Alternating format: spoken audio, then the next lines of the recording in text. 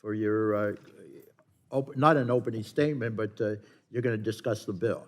Thank you. Mr. Chairman, I move to strike the last word. Thank you.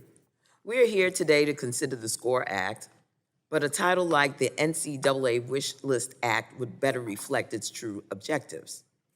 Just like big tech, the automotive industry, the energy sector, and many more, college athletics has become a multi-billion-dollar industry.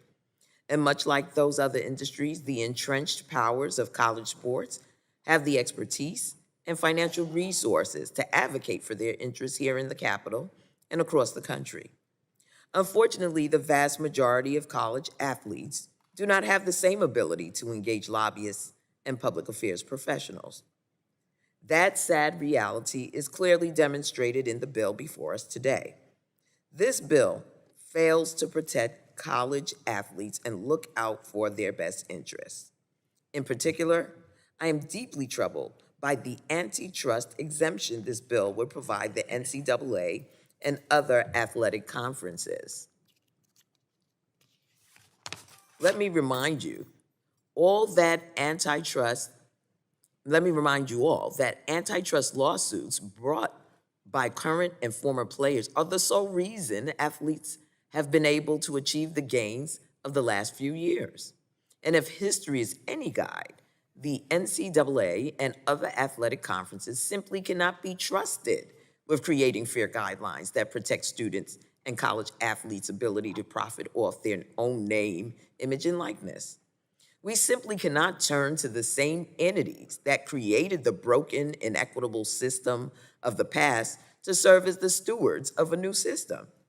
We are already seeing the folly in this thinking play out with the newly created College Sports Commission, as proposed deals are rejected out of hand due to its decision to arbitrarily decide that college athletes cannot accept certain appearance fees, which seems fundamental to monetizing the value of one's name, image, and likeness. So let's be honest about what's happening in the wake of the House v. NCAA settlement.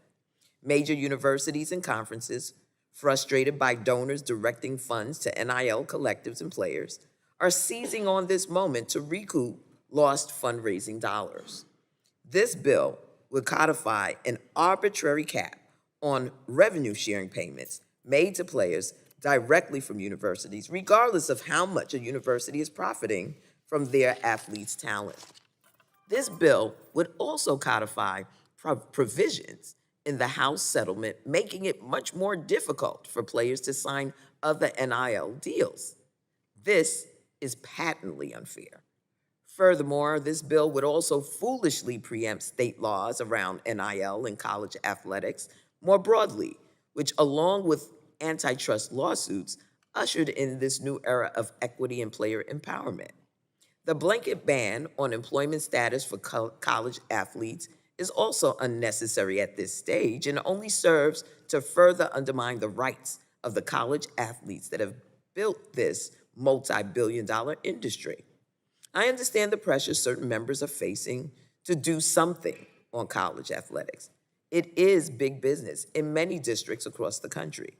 But let's remember what's really at stake here: the ability for young people to participate in the free market just like anyone else. It is that simple. I urge my colleagues to reject the NCAA Wish List Act, and if we must do something, let's do something that actually serves the players rather than reverting to an unfair systems of the past. I thank you, Mr. Chairman, and I yield back.